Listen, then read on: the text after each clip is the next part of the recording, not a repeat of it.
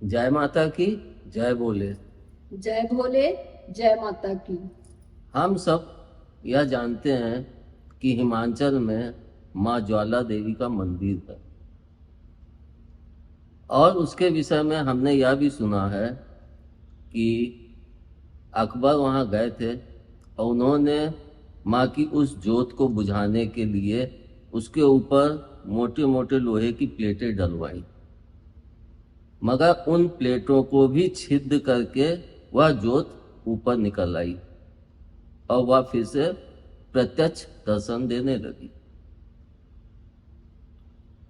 इस कथा को तो काफी पहले से जानता था, मगर इधर की ज्वाला देवी, जैसे कि मैं पहले भी कामाख्या, माँ कामाख्या के बारे में वर्णन किया था और प्रभु जगन्नाथ के बारे में वर्णन किया था, तो उसी तरह से मैं माँ ज्वाला देवी के विषय में सोचने लगा कि आखिर जब माँ का बाहर में ज्वाला देवी एक स्वरूप है तो उसका कहीं ना कहीं तो हमारे अंदर भी होगा, लेकिन वो अंदर में माँ ज्वाला देवी की शक्ति कहाँ विराजती है और वह क्या कार्य करती है। तो जैसे कि लोहे की चद्दर छिद्र करके भी लौ बाहर निकल आई, तो ऐसे हम सभी मनुष्यों के अंदर भी कोई तो ऐसी ज्वाला जलती होगी जो सभी का भेदन करके भी जलती रहती है। तो वह ज्वाला कहाँ होती है?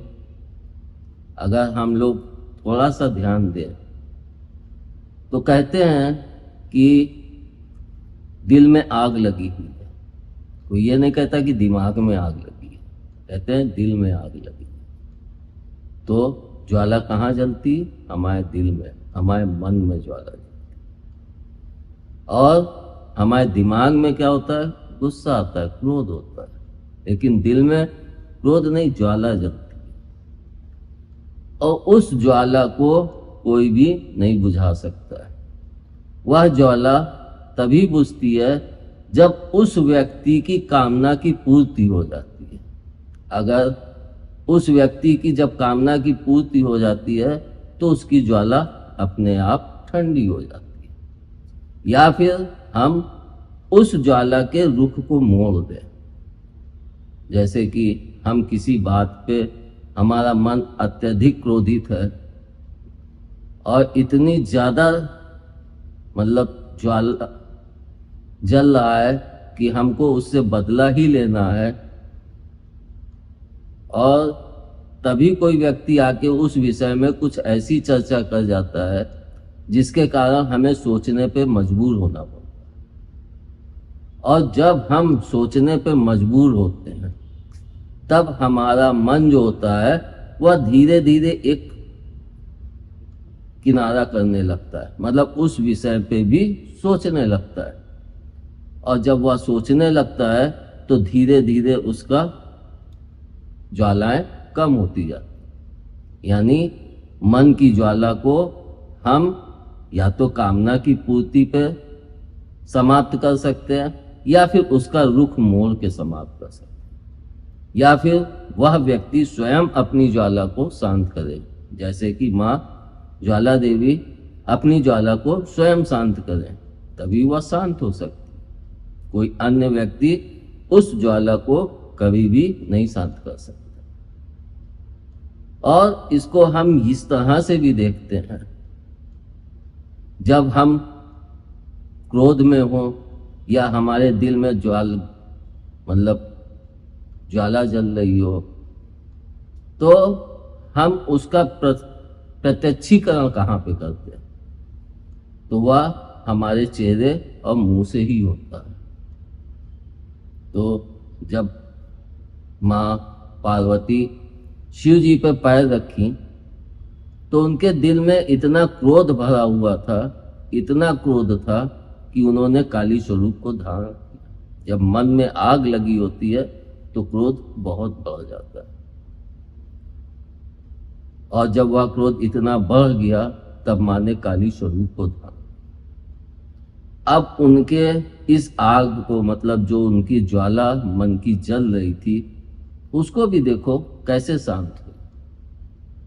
जब प्रभु के ऊपर उन्होंने पांव रखा तो उनके हृदय में एक ठेस पहुंची कि ये क्या हो, और जैसे ही वो ठेस पहुंची उनकी जवान बाहर निकल गई। क्योंकि प्रत्यक्षीकरण हमारा मुख करता है।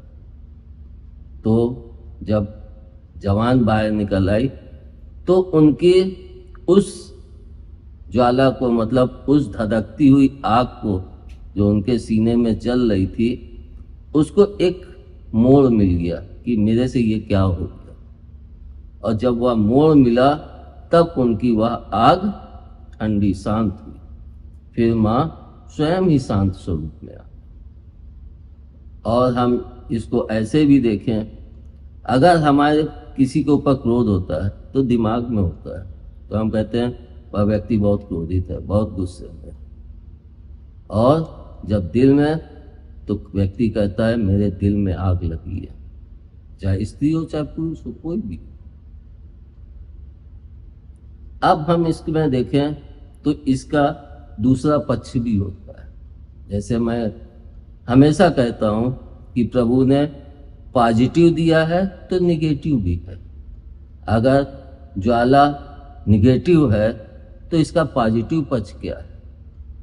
तो ज्वाला का पॉजिटिव पक्ष क्या है? प्रेम।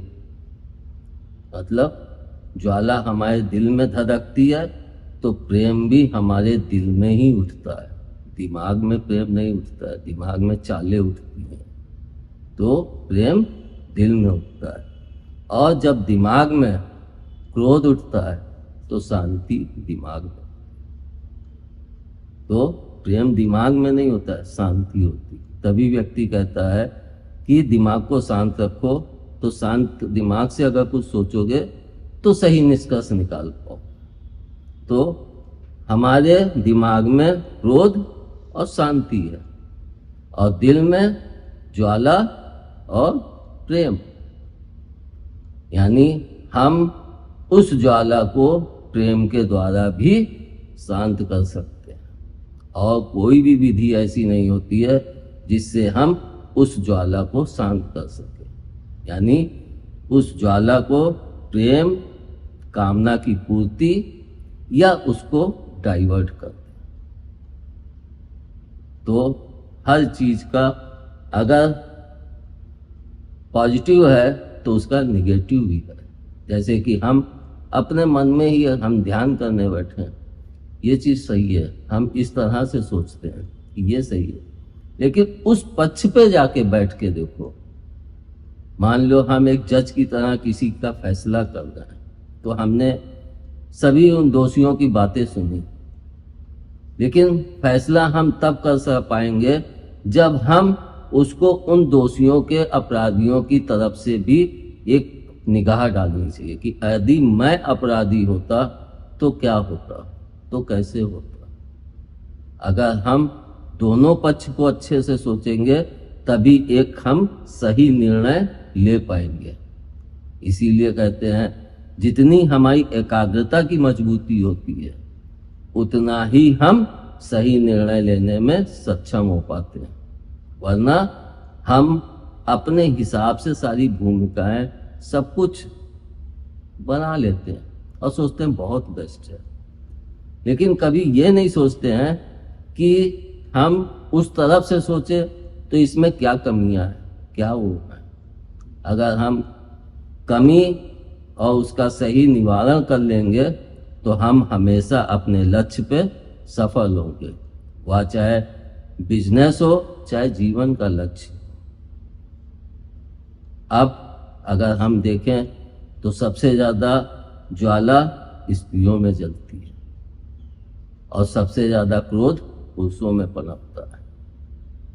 आप स्वयं देख लीजिए, वो कह नहीं सकती लेकिन अंदर अंदर उनके गांठ बंध जाती। किसी ने कुछ कहा या पति ने कह दिया या सास ने कह दिया तो उनके अंदर एक गांठ बंध जाती है जो जीवन भर सुलगती रहती है, लेकिन वो बेचारी कह नहीं पाती। कभी उस गांठ को खोल के देखो, कभी अपनी पत्नी के उस गांठ को सोचो, समझो कि आखिर वो क्या सोच के क्यों नहीं हमसे खुल के कुछ नहीं कह पाती, या खुल के हमसे वो नहीं हो पाती, क्यों उसके अंदर झिझक है वो, क्योंकि कहीं ना कहीं उसके मन में गांठ पड़ी हुई है। तो हम अगर उस गांठ को खोलें तो ज्वाला अपने आप शांत हो।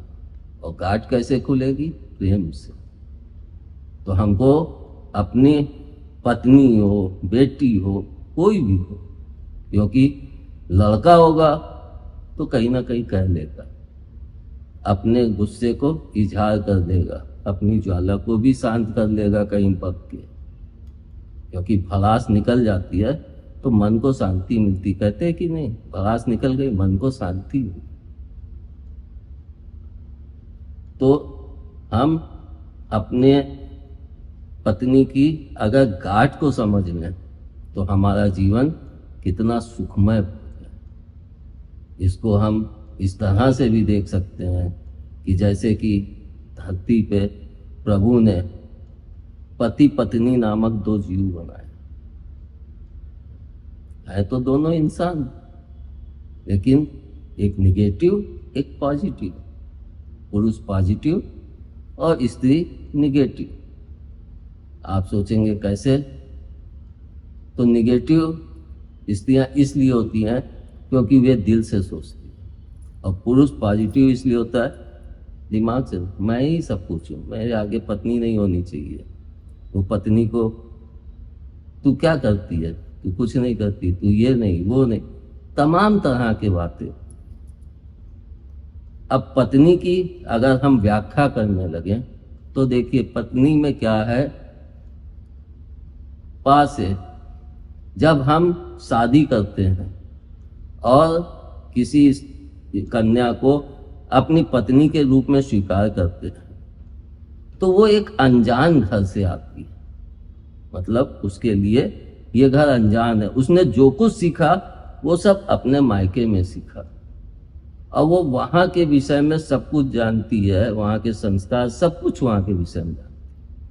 लेकिन वह वहाँ से एक नए घर में आई, यानी अपने पति के घर में आई, ससुराल में आई।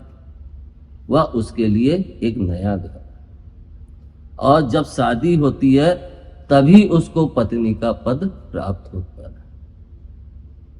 तो जब उसको पत्नी का पद प्राप्त होता है तो पत्नी का संपूर्ण अर्थ क्या होता है?